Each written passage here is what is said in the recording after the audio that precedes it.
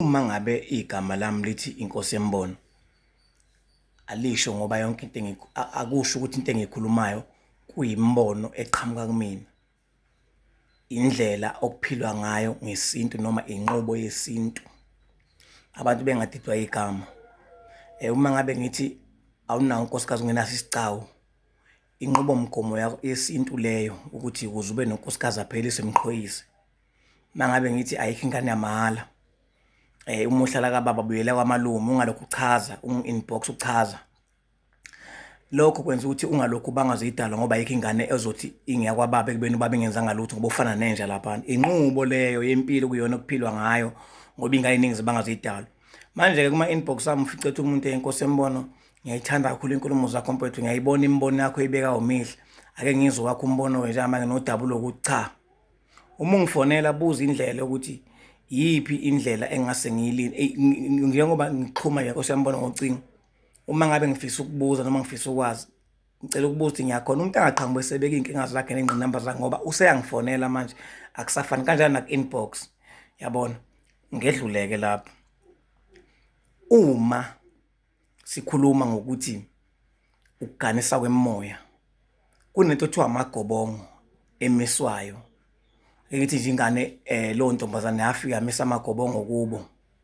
Ithe imisa amagobongo kubo, kwenzeka yonke into ngendlela okuyiyona, yayisigana yona. So leyo ntombazane uma ngabe sigana, kukhona into ekuthiwa kusuke kusele kuyimimoya esuke ingaganiswanga kubo kwayo.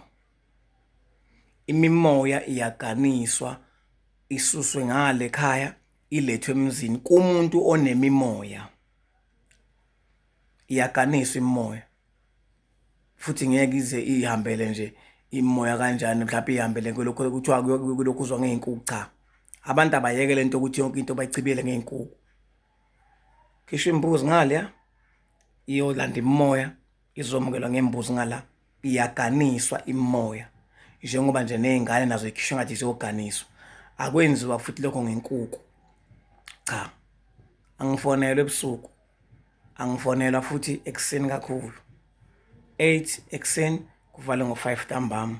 Kunemigomo nemibandela. Sinama-appointment uma kuwukuthi ufisa sibonane ubuso nobuso sikwazi ukuthi sikhulume. Sikululeke ngokwesintu, asihloli, asinawo amakhambi. Kusasa sifuni kube khona umuntu othiwa usezena thina uyahlola. Cha, thina sihloli, sikutshela nje ngempilo ngoba nemizi sihambela suke siyobatshela kuhanjwa kanje kanje kanje kanje kanje. And manje sengizonikhombisa yonke into eyenzakalayo. Hambani ku-YouTube wami lapha Inkosi Yembono 002 nizoyibona izinto vele kade ngiqale ngonyaka odlule ngihambela imizi yabantu. Siyabhukhwa, sifike uma kuzoba nomcimbi wesintu, sizobheka ngabe umemulo, ngabe udwendwe, kungabe-ke kuthiwa umhlonyana-ka nathi wenziwa kanjani. Ngikhona mayelana nezimo ey'kanjalo konke. Bengithi anginazise nje kahle bese ngiphinda ngithi asihloniphaneni, sazi ukuthi bafowethu wonke umuntu umephila emhlabeni kusasa kumele kube khona into afuneka ayiveze emndenini wakhe nasey'nganeni zakhe. Ngiyabonga ngethuba.